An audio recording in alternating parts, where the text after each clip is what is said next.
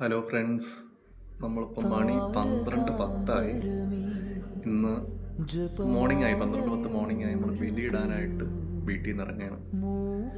നാളെ രാവിലെ ആകുമ്പോൾ നല്ല തിരക്കായിരിക്കും. അപ്പോൾ നൈറ്റ് തന്നെ പോയി ഫസ്റ്റിലെ ബലി ഇട്ടിട്ട് വരാം.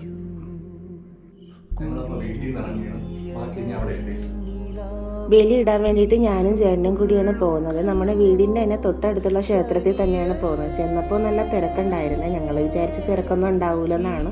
പിന്നെ അവിടെ നിന്നൊരു ടവൽ വാങ്ങി ക്ഷേത്രത്തിലേക്ക് കയറി. ഞങ്ങൾ ചെന്നപ്പോൾ ആദ്യത്തെ ട്രിപ്പ് ബലിതർപ്പണം നടക്കുമായിരുന്നേ.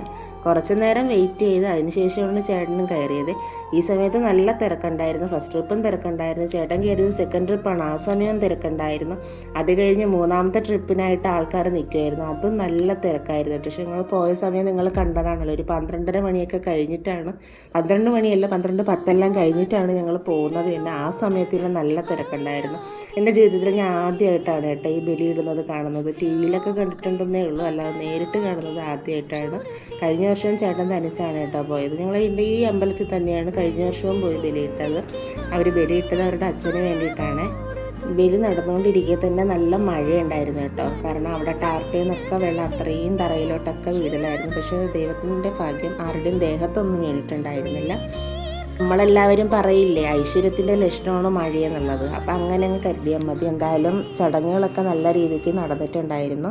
അപ്പോൾ നമ്മുടെ ചാനൽ നിങ്ങളിത് ആദ്യമായിട്ടാണ് കാണുന്നുണ്ടെങ്കിൽ നമ്മുടെ ചാനലൊന്ന് സബ് ചെയ്യുക, ലൈക്ക് ചെയ്യുക, സപ്പോർട്ട് ചെയ്യുക. മറ്റുള്ള ചാനലുകൾ സപ്പോർട്ട് ചെയ്യുന്നത് പോലെ ഞങ്ങളെയും കൂടി ഒന്ന് സപ്പോർട്ട് ചെയ്യുക. അപ്പോൾ ഓക്കെ, ബൈ.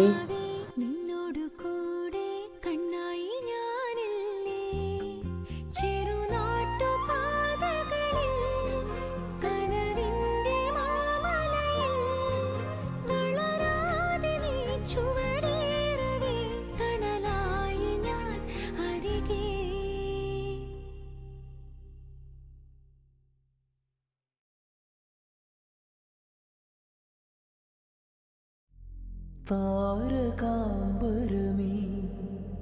ജപമാലയൂരുകയോ, മൂകമാനസമോ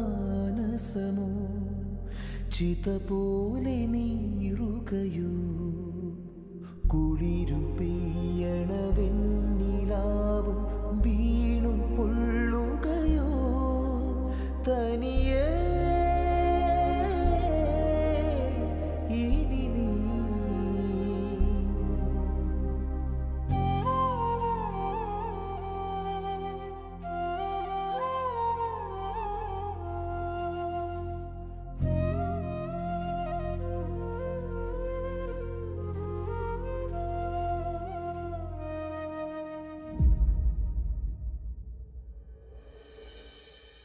ഓർമ്മതൻ